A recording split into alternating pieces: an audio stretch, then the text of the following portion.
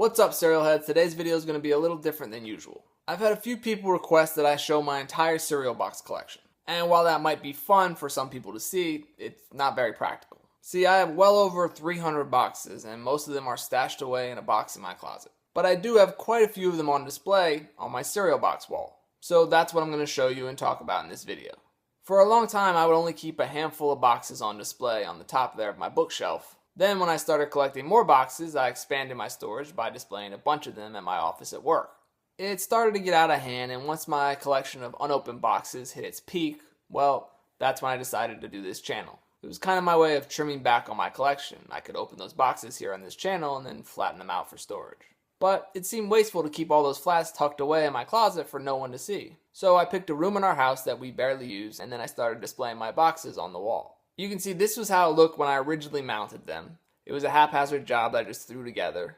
Thumbtacks through the back of the boxes. I know, how dare I damage the goods. You can see there was a lot of the wall exposed, and it just looked kind of tacky, but it stayed that way for about a year. Finally, I had some free time and decided to really tackle the project. My first thought was to use magnets instead of thumbtacks so that I didn't have to destroy the boxes. But the wall wasn't magnetic, so I had to figure that out. I considered the idea of magnetic paint, but I had read reviews and people said that stuff wasn't very good. Eventually, I just said screw it and went with panels of sheet metal that I screwed into the wall. This was a room that we don't use often, so my significant other, Lydia, didn't mind. She's a trooper, as you can see here, helping me.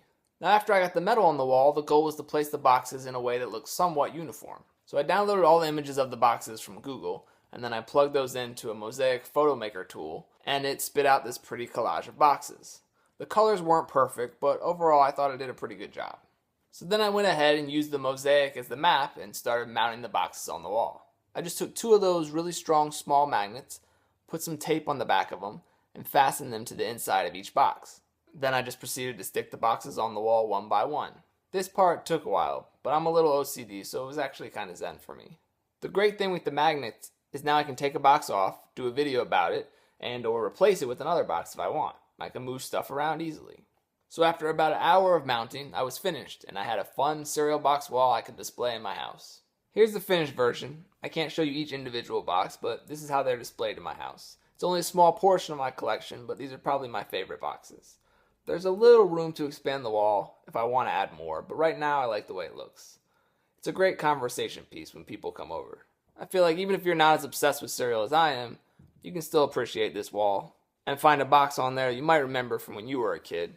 I don't know, I think it's a fun display. So there you have it. That's probably the most complete version of my collection you'll get to see. Sorry the video's a little different this week. Maybe not as cool or fun as you expected, but thanks for watching anyway. Until next time, stay crunchy. Cereal